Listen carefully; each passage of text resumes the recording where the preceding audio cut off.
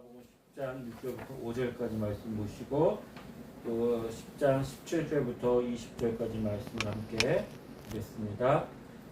그 후에 주께서 따로 70인을 세우사 친히 가시려는 각 동네와 각 지역으로 둘씩 앞서 보내시며 이르시되 추수할 것은 많되 일꾼이 적으니 그러므로 추수하는 주인에게 청하여 추수할 일꾼들을 보내주소서 하라. 갈지어다 내가 너희를 보냄이 어린 양을 이리 가운데로 보냄과 같도다. 전대나 배낭이나 신발을 가지지 말며 길에서 아무에게도 불안하지 말며 어느 집에 들어가든지 먼저 말하되 이 집이 평안할지어다 하라. 70인이 기뻐하며 돌아와 이르되 주여 주의 이름이면 귀신들도 우리에게 항복하더이다. 예수께서 이르시되 사탄이 하늘로부터 번개같이 떨어지는 것을 내가 보았노라. 내가 너희에게 뱀과 정갈을 밟으며 원수의 모든 능력을 제어할 권능을 주었으니 너희를 해칠 자가 결코 없으리라. 그러나 귀신들이 너희에게 항복하는 것으로 기뻐하지 말고 너희 이름이 하늘에 기록된 것으로 기뻐하라 하시니라. 아멘.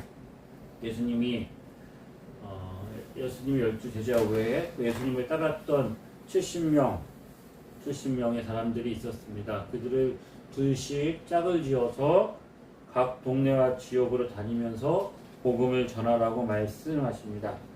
그들을 보내시면서 예수님이 하시는 말씀이 오늘 3절에 보면 이렇게 말씀하십니다.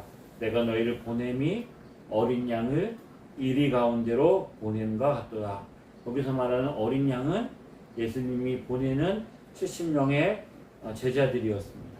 그럼 이리 가운데가 뭐냐? 각 동네와 지역에 보내는데 거기를 뭐라고 말한다고요? 세상이라고 말할 수 있고 이 세상을 가리켜서 이리 가운데에 보낸다고 말씀합니다. 교회는 성도는 예수 그리스도 안에서 세상으로부터 부름받은 사람들입니다.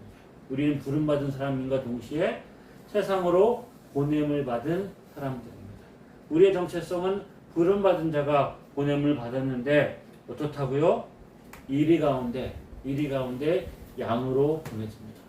다시 말하면 저와 여러분은 이리 가운데서 양으로 부름받았고 또 어떻게 해요? 이리 가운데로 보냄받아진 양이라는 것입니다. 이리 가운데 어린 양을 보내면서 주님은 오늘 보니까 전대나 배낭이나 신발도 가지고 가지 말라고 말씀하십니다. 상상을 해보십시오. 이리들이 있습니다. 그 사나운 이리들이 있는데 힘없는 어린 양이 갑니다. 그러면 그 어린 양의 처지가 어떻게 될까요? 그 어린 양의 생명을 보존할 수 있을까요? 이리가 있는 곳에 들어가는 어린 양, 내가 만약 그런 어린 양이라고 한다면 내 안에 어떤 생각, 어떤 감정이 들까요? 먼저 두려움이 있을 것입니다. 공포도 있을 것이고 불안과 염려와 때로는 분노도 있고 슬픔도 있을 것입니다. 내가 어린 양이 이리 가운데 들어간다라는 것은 참으로 두려운 일입니다. 이런 부정적인 감정을 가지는 것이 너무나 당연합니다. 이리 가운데 살아가는 양이 어떨까? 그런데 오늘 말씀해 보면 5절에 뭐라고 말씀하십니까? 어느 집에 들어가든지 이 어느 집이라는 것은 이리 가운데 들어가는 거죠. 어느 집에 들어가든지 이 집에 먼저 말하되 이 집이 평안할지어다 말하라는 것입니다. 평안할지어다. 어린 양이 이리 가운데 들어갈 때 어떻다고요? 두려움과 공포와 불안과 염려가 있어야 되는데 그럼 내 안에 두려움이 있으면 내 안에 염려가 있으면 내 안에 공포와 내 안에 어떤 낙심함이 있으면 그것은 부정적인 감정은 쉽게 주변에 있는 사람들에게 전달됩니다. 내가 두려워하면 주변에 있는 사람도 두렵게 만듭니다. 내가 불안하면 주변에 있는 사람도 불안해집니다. 근데 내가 평안하면 주변에 있는 사람들에게 평안이 끼쳐지지. 그런데 이리 가운데 들어가는 양에게 뭐라고요? 너희에게 평안이 있을지어다 말하는 것입니다. 그러면 이리들은 뭐가 없다는 거예요? 평안이 없다는 것입니다. 사나운 이리들에게는 자신들의 힘이 있고 또 자신들이 가지고 있는 무리들이 있기 때문에 그들 안에 평안이 있을 것 같고 그 이리일 가운데 들어가는 양에게는 평안이 없을 것 같은데 놀랍게도 주님은 그 양들에게는 평안이 있고 이리들에게는 평안이 없다고 말합니다. 너희가 들어가서 평안을 전하라고 말합니다. 두려움과 공포와 불안에 사로잡혀 있어야 되는데 도리어 그 이리들에게 가서 평안할지어다 선포하라고 말씀합니다. 이것이 복음이고 이것이 그리스도의 능력이고 이것이 기독교의 생명입니다. 평안이 있습니다. 평안을 전하라고 말씀합니다. 평안을 전하는데 사람들이 그 평안을 전하는 것을 어떻게 합니까? 환영하고 기뻐하고 그 평안을 받아들여야 되는데 그렇지 않습니다. 사람들이 그 평안을 받으면 유하지만 그 평안을 받지 않으면 우두먼지를 털어버리는 것처럼 돌아 나오라고 말씀하십니다. 평안을 전하면 그 전한 평안이 그들이 받아들이면 그곳에 평안이 임하지만 그들이 그 평안을 받아들이지 않으면 도리어 그 빈 평안이 너에게 올 거라고 말씀하십니다. 어린 양에게 말합니다. 평안함이 있습니다. 저와 여러분이 이 세상 살아가는데 우리에게 숨길 수 없는 하나님이 그리스도 예수 안에서 주신 선물이 있는데 그게 뭐냐고요? 평안함입니다. 평안함이 있습니다. 어린 양에게는 이리가 절대로 가질 수 없는 평안함이 있습니다. 당장은 이리가 그 어린 양을 집어삼켜서 잡아먹을 것 같은데 이 어린 양에게 평안함이 있는 근거가 있습니다. 어린 양은 절대로 자기 스스로 평안함을 느낄 수가 없습니다.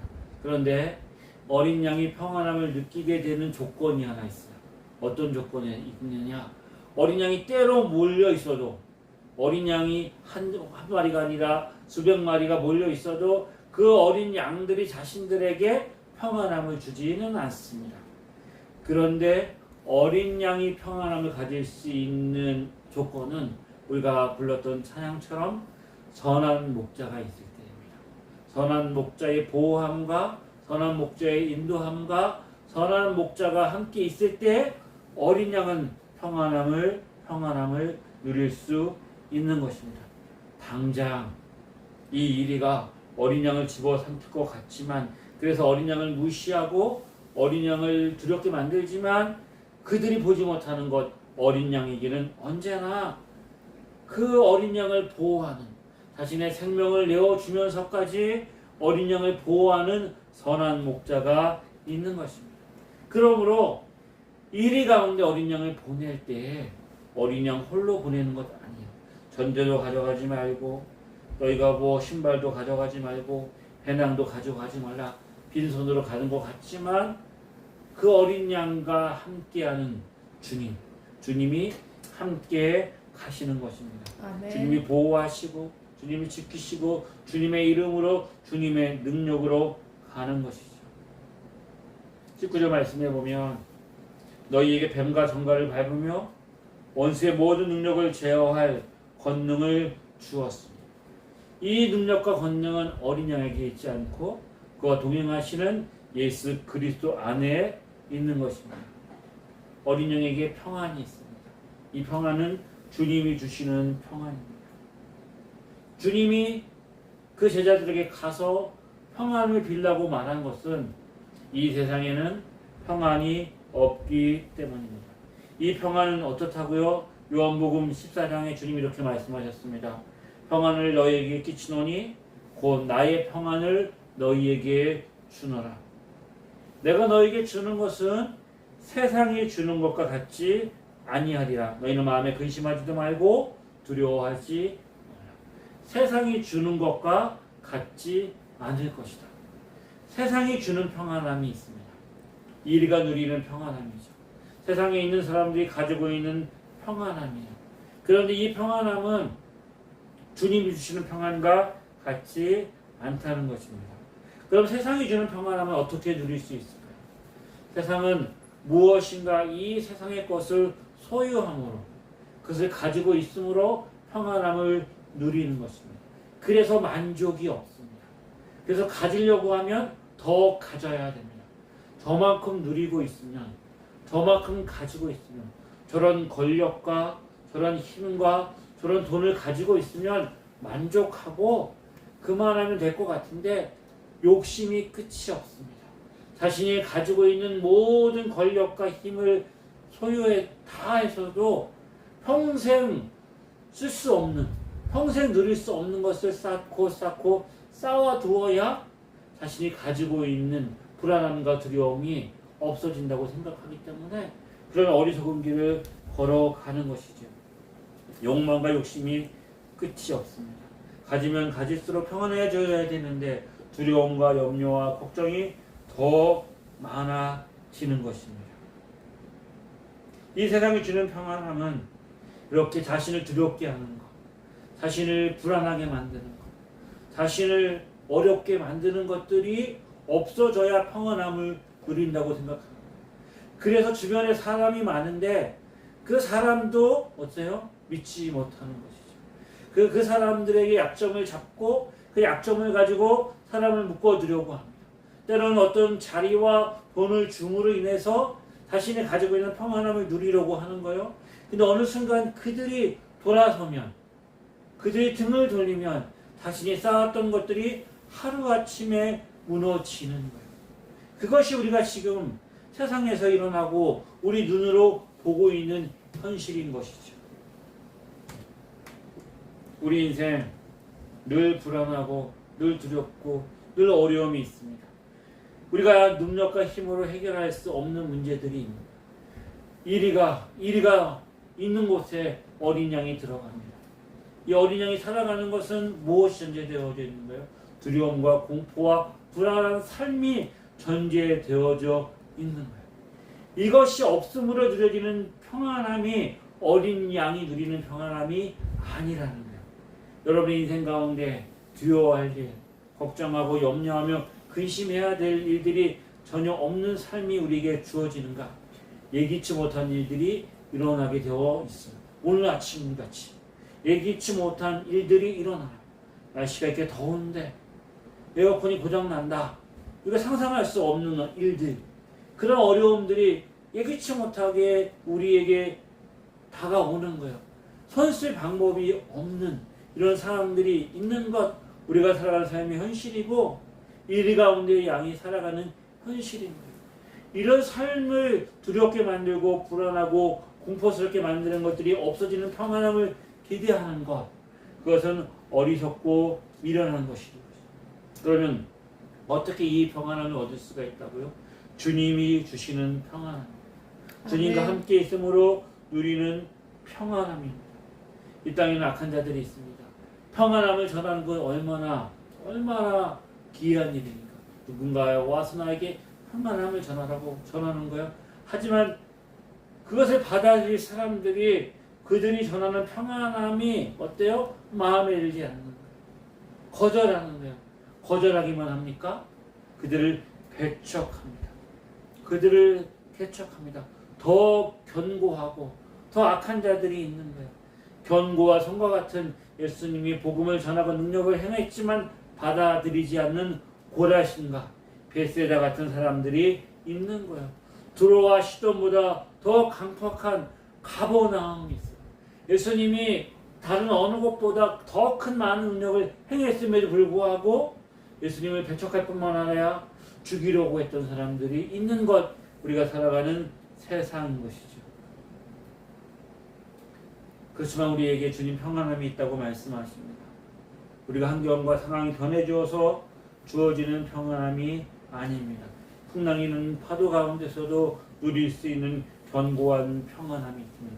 선한 목자가 계시기에 사망의 음침한 골짜기를 지날지라도 해를 두려워하지 않는, 우리를 푸른 초장과 실만한 물가로 인도하시는 주님, 선한 목자 안에서 누리는 평안함, 이 평안함이 있어야 우리가 이 악한 세대 가운데, 이리 가운데 그들의 정말로 필요한 평안함, 너희가 믿고 너희가 누리고 너희가 가지고 있는 평안함이 아니라 흔들리지 않는 평안함이 나에게 있다라는 것, 우리에게 이 확신이 있어야 되는 것이죠.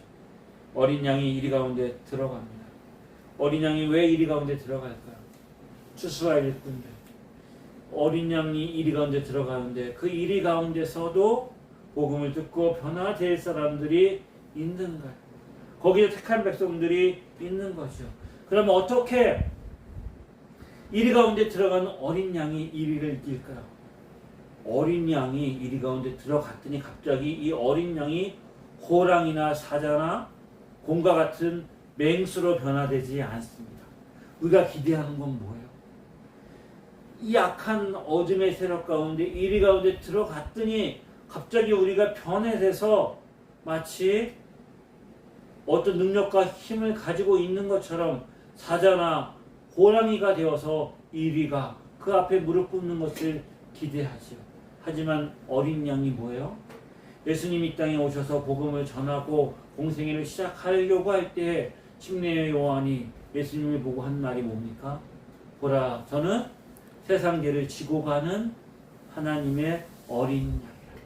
어린 양이 가지고 있는 가장 중요한 이미지는 뭐냐? 흠없고 점이 없는 어린 양은 하나님 앞에 제사로 번제로 드려지는 제물입니다. 피 흘리는 어린 양인 거죠. 세상 죄를 지고 가는 어린 양이요. 그 어린 양이 도살장에 끌려가는 어린 양처럼 예수님이 순정함으로 십자가에 죽으시고 부활하심으로 구원을 이루신 것처럼 저와 여러분도 예수님이 지신 십자가를 지고 어린 양으로 살아감으로 놀랍게로 어린 양이 죽은 것 같은데, 어린 양이 망한 것 같은데, 죽임당한 어린 양 같은데 그가 부활하여서 사자가 되는 하나님의 놀라운 능력이 복음 안에 있는 것이죠. 아멘. 우리가 기독교 역사를 살펴보면 기독교 역사가 이런 것을 기대합니다. 세상에 권력과 힘과 권세가 있는 거예요. 그래서 무시하지 못하는 거예요. 세상이 교회가 가지고 있는 권력과 권세가 무서워서 그 교회에 대해서 뭔가 서로 이제 힘이 있기에 무시 못하고 어떤 어려움과 문제가 있으면 전화 한 번이면 만나서 얘기 한 번이면 그 문제들이 해결되어지고 그래서 그 문제들이 감추어지고 드러나지 않는 이런 권력과 힘이 있으면 세상이 교회 앞에서 그 권력 앞에서 교회를 향해서 그 권력을 인정하고 그렇게 교회가 세상에 빛과 소금이 될 것을 기대하는. 하지만 세상 기독교 역사를 보면 기독교가 실패했던 순간들 언제나 세상보다 힘이 있고 높아지고 화려해지고 그 영향력이 커져서 더 많은 일을 할 것 같은 그때, 그래서 교회가 힘과 권력과 자신들을 자랑하게 되어질 때 세상과 다를 것 없이 교회가 부패하고 타락하고 타협하고 망가지는 것을 우리가 보게 되는 것이죠. 세상에 이 어린 양이 그렇게 제단 위에 죽어갈 때 놀랍게도 거기에 생명력이 있음을 우리는 보게 됩니다. 그리고 얼마든지 이 세상에서부터 부도 가질 수도 있고 권력도 가질 수도 있고 명예도 가질 수 있어요. 하지만 기억하는 것, 이건 모든 것 주님이 맡겨주신 것이고 이 권력과 부와 명예로 세상을 이길 수 없다는 것을 분명히 알고 세상이 이것으로 평안함을 얻지 못하는데 어떻게 성도가 이것을 가지고 있다고 해서 평안함을 얻을 수 있을까? 멸관을 주님 앞에 내어놓고 모든 것이 주님의 은혜로 고백할 때 우리 안에 주님이 주시는 평안함이 있는 것이죠. 우리가 전할 복음, 우리가 주님이 주신 능력, 그것에 붙들고 있을 때 그 능력으로 세상을 이길 수 있는 것이죠. 어린 양이 이리 가운데 들어갑니다. 평안함을 전합니다. 평안함을 증거합니다. 영접하는 사람들이 있습니다. 물론 영접하지 않고 배척하고 반대하고 핍박하는 사람들도 있어요. 하지만 놀랍게도 이리 가운데 양으로 변화되어서 그 양이 되어 그 주님을 따라가는 사람들이 나타나는 것이죠. 우리는 다 태어날 때 어머니 못에서부터 어떻게 태어납니까? 성하고 천사같이 태어나는 것이 아니라 죄 중에 다윗이 고백했던 것처럼 죄 중에 우리가 소망이 없는 가운데 이리 가운데 태어난 것처럼 우리는 불순종의 아들들 가운데, 이 세상의 어둠의 검색에 잡혀 들 가운데 우리가 죄와 허물로 죽은 가운데 태어나는 것이죠. 그러니까 저와 여러분은 다 일이었던 거예요. 지금은 어린 양과 같이 예수님을 따르고 이 주님 주신 은혜를 기대하고 또 우리가 주님 주신 평안함을 누리며 이 세상을 믿음으로 살지만 주님의 은혜가 임하기 전에 우리가 예수님께 전에 우린 다 일이었어요. 하지만 주님 주신 은혜 가운데 우리를 부르셔서 우리를 주님을 따르는 양으로 우리를 부르신 것이죠. 예수님이 십자가에서 죽으시고 부활하심으로 우리를 구원하셔서 놀라운 하나님의 자녀로 삼아 주셨어요. 이 기쁨, 우리가 누리는 평안함의 근거가 어디에 있을까? 이 기쁨을 놓치지 않는 데 있다는 것입니다. 이 놀라운 복음의 생명력을 우리가 놓치지 않는데 우리가 누리는 기쁨의 근원이 있어요. 이 기쁨을, 이 평안함을 다른 데서 찾으려고 하면 우리가 누리는 평안함과 기쁨을 잃어버릴 수밖에 없지요. 그래서 오늘 주님이 이렇게 말씀하시지요. 17절에 70인이 기뻐하며 돌아갑니다. 주여 주의 이름이면 귀신들도 우리에게 항복하더이다. 우리가 능력이 있었습니다. 우리가 권세가 있었습니다. 우리가 힘이 있었습니다. 우리가 이렇게 대단한 일을 하고 돌아왔습니다. 그래서 주님 뭐라고 말씀하십니까? 20절 말씀에 보면 그러나 귀신들이 너에게 항복하는 것으로 기뻐하지 말고 너의 이름이 하늘에 기록된 것으로 기뻐하라. 아멘. 귀신이 너희들에게 항복하는 것, 이게 기뻐할 일이죠. 세상이 복음 앞에서, 세상이 그리스도의 그 이름 앞에서 그들 안에 있었던 문제가 해결되는 것, 아픔이 치유되어지고 귀신이 쫓겨나고 그리고 그 자신들을 아프게 했던 문제가 해결되고 병이 치유되어지고 개정적이고 경제적인 문제가 해결되어지고 이 모든 것은 우리에게 다 기뻐할 일이죠. 그런 일이 우리 가운데 일어난다면 얼마나 기쁨이 있습니까? 우리 자녀들의 삶에 그들이 성공을 누리고 그들이 삶 속에서 어떤 만족을 누릴 때 우리의 기쁨이 있습니다. 이것을 기뻐하는 것은 당연한 거예요. 그것을 기뻐하지 말라는 얘기가 아니에요. 그런 기쁨을 우리에게 주시는 거예요. 원수가 무너지고 원수가 항복하고 원수가 손을 들고 주님 앞에 나오는 일들이 있는 거예요. 그게 기쁨이에요. 하지만 그것들이 기쁨의 근원이 아니라. 뭐가 기쁨의 근원이라고요? 너희의 이름이 하늘에 기록되는 것.